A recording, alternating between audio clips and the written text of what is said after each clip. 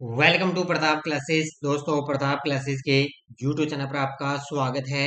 आज है 14 अगस्त 2024 और 14 अगस्त 2024 के जितने भी इंडिया और वर्ल्ड के जो करंट अफेयर्स के क्वेश्चन बनते हैं, आज उनका अपने डिस्कशन करेंगे। पूरा वीडियो ध्यान से देखना और लास्ट में आपसे क्वेश्चन पूछूंगा जिनके जवाब आपको कमेंट बॉक्स में देना होगा। आज अपने पढ़ेंगे स्वदेशी man portable anti tank guided missile का सफल परीक्षण। भारतीय सेना ने संयुक्त सैन्य अभ्यास मित्र शक्ति प्रारंभ किया और बॉलीवुड अभिनेता को पार्डो अल्लाह कैरियरा अवार्ड से नवाजा गया। इनकी आज हम चर्चा करेंगे। तो वैसे तो सुबह मेरी करंट की क्लास मिलती है, लेकिन अब कुछ आपको पता है कि हमने घर पर जो नयो स्टूडियो तैयार किया है उसके लिए अभी थोड़ी सी ये क्लास आपको लेट मिलेगी, क्योंकि सुबह आपको नाना क्लासेस पर राजस्थान करंट मिलता है 7 बजे। इसके अलावा उसके बाद में मेरी क्लास आपको इंडिया वर्ल्ड की करंट की क्लास है मिलती है। तो लगभग आपको 8 या 8 बजकर 30 मिनट के बीच में आपको ये क्लास मिलती रहेगी। तो सारे विद्यार्थी एक बार सेशन को लाइक शेयर करेंगे। सभी साथियों को गुड मॉर्निंग। सबसे पहले हम कल के क्वेश्चनों को करेंगे रिवाइज। किस राज्य सरकार ने भारत के तीसरे सबसे बड़े बाघ अभ्यारण्य को मंजूरी दी? तो छत्तीसगढ़। किसे भारत का अगला कैबिनेट सचिव नियुक्त किया गया? टी टीवी सोमनाथन को। किस एयरपोर्ट पर पंजाब सहायता केंद्र खोला गया? तो ये खोला गया दिल्ली एयरपोर्ट। भारत और किस देश ने सीमा शुल्क सहयोग समझौते पर हस्ताक्षर किए? तो ये किए हैं भारत और न्यूजीलैंड ने। किसे केंद्रीय विद्युत नियामक आयोग का सदस्य नियुक्त किया गया? हरीश दूधानी। किस राज्य में स्थित वैनगंगा नल गंगा नदी जोड़ने वाली परियोजना को मंजूरी दी? महाराष्ट्र। और किस राज्य सरकार ने 5 लाख रोजगार अवसर पैदा करने के लिए लॉजिस्टिक्स नीति को मंजूरी दी? तो ये है महाराष्ट्र ने। ये थे कल के क्वेश्चनों का रिवाइज। टेस्ट आपको मिल चुका है जो अपनी प्रताप क्लासेज ऐप के अंदर वार्षिक करंट की टेस्ट सीरीज चल रही है। इसके अंदर वीकली टेस्ट आपको मिल गया और कल और परसों की जो क्लास आई थी उसका टेस्ट भी आपको ऐप के अंदर मिल चुका। और आगामी 2 से 3 दिनों के लिए स्वतंत्रता दिवस पर आपको ऐप के अंदर 50% की छूट भी आपके लिए चल रही है। तो मात्र 50-50 रुपए के अंदर आपके लिए ये टेस्ट सीरीज प्रोवाइड आपको करवाई जा रही है। तो बढ़िया तरीके से प्ले स्टोर से प्रताप क्लासेस का ऐप डाउनलोड कर लेना, वहां पर आप टेस्ट सीरीज ज्वाइन कर सकते हो। तो स्टार्ट करते हैं आज की करंट अफेयर्स की क्लास। पहला क्वेश्चन आपके सामने।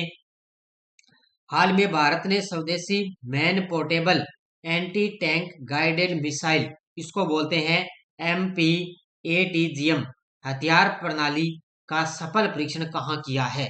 तो भारत ने स्वदेशी man portable anti tank guided missile हथियार प्रणाली का सफल परीक्षण किया है जैसलमेर के पोखरण फील्ड फायरिंग रेंज के अंदर है।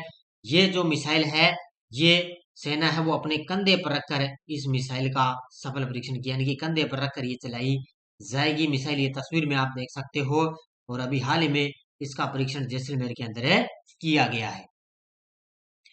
जैसलमेर के पोखरण फील्ड फायरिंग रेंज में भारत ने स्वदेशी man portable anti tank guided missile MPATGM हथियार प्रणाली का सफल परीक्षण किया। इसे रक्षा अनुसंधान एवं विकास संगठन DRDO ने डेवलप किया है, यानी कि DRDO के द्वारा इसका विकसित किया गया। इसको यह पोर्टेबल मिसाइल कंधे से भी लॉन्च की जा सकती है, यानी कि कंधे पर रखकर ना इसको जो है इसको लॉन्च की यानी कि चलाई जाती है। तो MPATGM हथियार प्रणाली का वजन 14.5 किलोग्राम है और इसकी लंबाई 4.3 फीट है। तो बड़ा गजब का पॉइंट है, पूछा जा सकता है।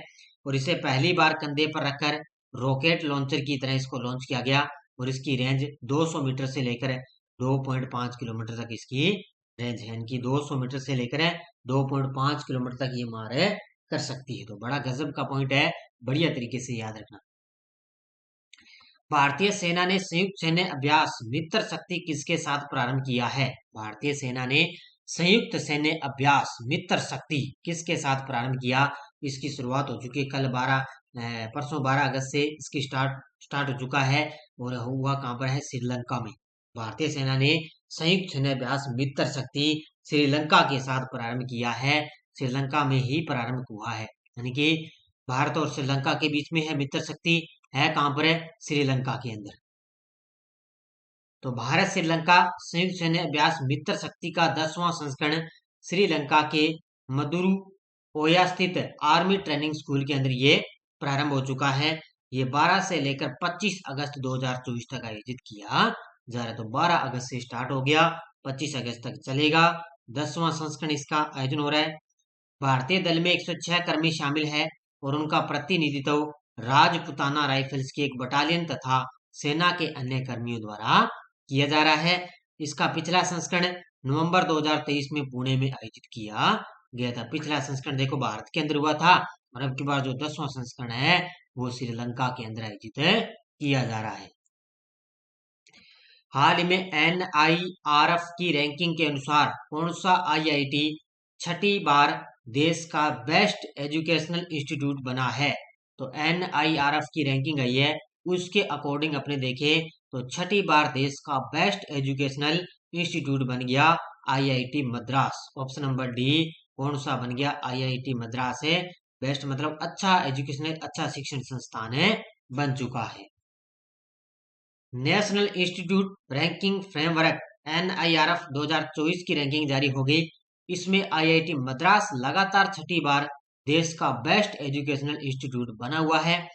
देश के टॉप 10 एजुकेशनल इंस्टीट्यूट में 7 IIT इसके अंदर शामिल है, यानी कि जो देश के टॉप एजुकेशनल ना उसके अंदर 7 IIT शामिल है।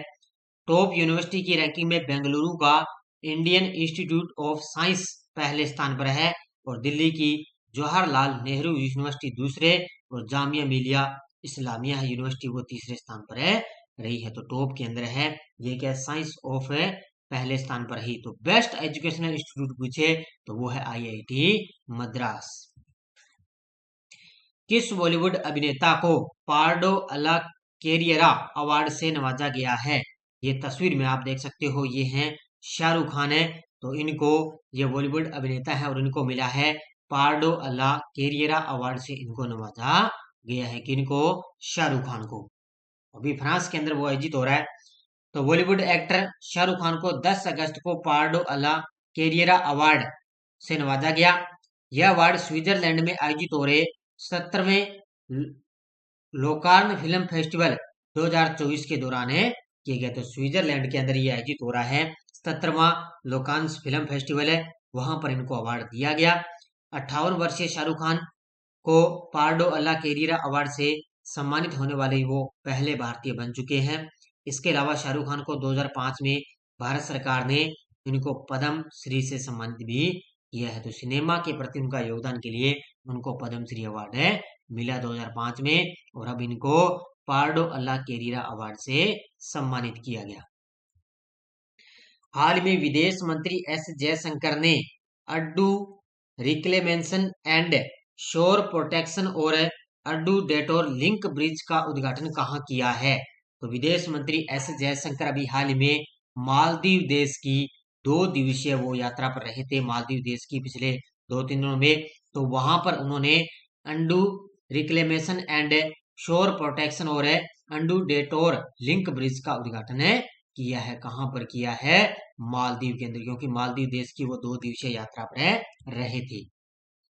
तो भारत और मालदीव ने अपने द्विपक्षीय संबंधों को मजबूत करते हुए भारतीय विदेश मंत्री S जयशंकर की हाल ही की यात्रा के दौरान 2 समझौतों पर हस्ताक्षर किए गए। अब 2 समझौते कौन से हैं वो आगे मैं आपको बताऊंगा। डॉक्टर S जयशंकर 9 से लेकर 11 अगस्त 2024 तक मालदीव की 3 दिवसीय यात्रा पर रहे थे। तो 9 से लेकर 11 अगस्त तक मालदीव की 3 दिवसीय यात्रा पर रहे। भारत वित्त पोषित अंडू डेटोर लिंक ब्रिज परियोजना और अंडू रिक्लेमेशन और सौर संरक्षण परियोजना का भी वहां पर उन्होंने उद्घाटन किया है। अब 2 जो समझौते हैं वो कौन कौन से हैं देखो। पहला है भारत 2024 से 29 की अवधि के दौरान 1000 मालदीव के सिविल सेवकों को प्रशिक्षित करेगा, पहला। और दूसरा है मालदीव में भारतीय भुगतान प्रणाली यूनिफाइड पेमेंट इंटरफेस यानी कि UPI शुरू की जाएगी। तो ये 2 समझौतों पर हस्ताक्षर हुए हैं। हाल में किस राज्य में पहली बार वैश्विक महिला कबड्डी लीग की शुरुआत होगी? हाल ही में किस राज्य में पहली बार वैश्विक महिला कबड्डी लीग की शुरुआत होगी? तो ये शुरुआत होने जा रही है हरियाणा के अंदर। कहां पर है? हरियाणा के अंदर पहली बार महिला कबड्डी लीग की शुरुआत होगी। तो पहली वैश्विक महिला कबड्डी लीग अगले महीने हरियाणा में शुरू होगी। इसे आधिकारिक रूप से वैश्विक प्रवासी महिला कबड्डी लीग इसको नाम है दिए गए। तो अगले महीने से हरियाणा के अंदर इसकी शुरुआत होगी। इस टूर्नामेंट में 15 से अधिक देशों की महिला खिलाड़ी भाग लेंगी और भारत 2036 तक ओलंपिक खेलों की मेजबानी हासिल करने का प्रयास कर रहा है। इसमें कबड्डी को भी शामिल करना एक महत्वपूर्ण उपलब्धि होगी, क्योंकि ओलंपिक आपको पता है अभी पेरिस के अंदर ओलंपिक खेल हुए और आगामी जो भारत देश है वो भी 2036 के अंदर हो सकता है ओलंपिक की मेजबानी करेगा और इसके अंदर कबड्डी को भी शामिल किया जा सकता है। विदेश मंत्रालय और new space India limited NSIL के बीच किस देश का मुनाल सैटेलाइट लॉन्च करने के लिए समझौता हुआ है? तो ये है नेपाल देश का।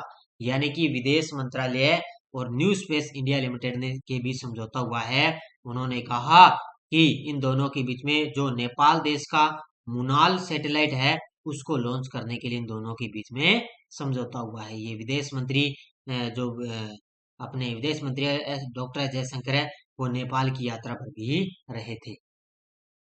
तो विदेश मंत्रालय और न्यू स्पेस इंडिया लिमिटेड के बीच नेपाल का जो मुनाल सैटेलाइट लॉन्च करने के लिए 10 अगस्त को इनके बीच समझौता हुआ। इस साल जनवरी में विदेश मंत्री एस जयशंकर की नेपाल यात्रा की थी। यानी कि अभी जनवरी है 2024 के अंदर डॉक्टर एस जयशंकर है वो नेपाल की यात्रा पर रहे थे। इसी दौरान NSIL और नेपाल विज्ञान प्रौद्योगिकी अकादमी के बीच लॉन्चिंग के लिए समझौता हुआ। इसका उपयोग धरती की सतह पर वनस्पति घनत्व का डेटाबेस बनाने में किया जाएगा और जल्दी से NSIL के पोलर सैटेलाइट लॉन्च व्हीकल से लॉन्च किए जाने की उम्मीद है। तो याद रखना इसको ध्यान से। भारत के पूर्व विदेश मंत्री नटवर सिंह का निधन हो गया। इन्हें पद्म भूषण से कब सम्मानित किया गया? तो ये भारत के पूर्व विदेश मंत्री थे नटवर सिंह, इनका निधन हो गया और इनको पद्म भूषण से कब सम्मानित किया गया? 1984 में। और आपको पता है ये राजस्थान के भरतपुर जिले के निवासी है, इनका राजस्थान से रिलेटेड है, भरतपुर जिले के निवासी। इनको पद्म भूषण कब मिला था? 1984 में। तो नटवर सिंह का निधन। भारत के पूर्व विदेश मंत्री और कांग्रेस के दिग्गज नेता नटवर सिंह का 10 अगस्त को गुड़गांव के वेदांता हॉस्पिटल में निधन हो गया। जीवन परिचय इनका जन्म भरतपुर के जादिना गांव में हुआ और 1984 में भारतीय विदेश सेवा से इस्तीफा देकर रणनीतिक में आए। और इसके अलावा इनके पुत्र जगत सिंह वर्तमान में नदबई से विधायक हैं और 2 बार ये लोकसभा सदस्य 1984 से 1989 और 98 से 99 और 2002 में राज्यसभा सदस्य चुने गए और 1984 में इन्हें पद्म भूषण से सम्मानित किया गया था। तो ये पॉइंट आपको याद रखना है। ये टेलीग्राम ग्रुप है, कोई सूचना, कोई लिंक आता है, कोई नोटिफिकेशन आ गया, सब आपको टेलीग्राम पे सूचना मिलती है। पिछले वीडियो क्वेश्चन क्या था? प्रधानमंत्री कार्यालय PMO में अतिरिक्त सचिव किसे नियुक्त किया गया? तो ये किया गया अमित सिंह नेगी को। बहुत सारे विद्यार्थियों ने बड़े शानदार तरीके से जवाब दिए, उन सभी को हार्दिक शुभकामनाएं। अब देखो क्वेश्चन फॉर यू, किस राज्य में भारत का पहला राइस ATM लॉन्च किया गया? महाराष्ट्र, केरल, उड़ीसा, असम। इसका जवाब आपको कमेंट बॉक्स में देना है। ये थी आज की अपनी करंट की क्लास। बाकी आपको CET के 10 मॉडल पेपर की टेस्ट सीरीज चल रही है, इसके अंदर आपको एग्जाम से पहले 10 मॉडल पेपर आपको कंप्लीट मिलेंगे और 50% की छूट है। और वर्ल्ड इंडिया राजस्थान ये भी आपको करंट अलग से CET के लिए आपको चाहिए तो ये भी आप ले सकते हो। तो बढ़िया तरीके से शिक्षा मनोविज्ञान की अपनी टेस्ट सीरीज चल रही है, ये आप ले सकते हो बढ़िया तरीके से। तो धन्यवाद, जय हिंद, जय भारत।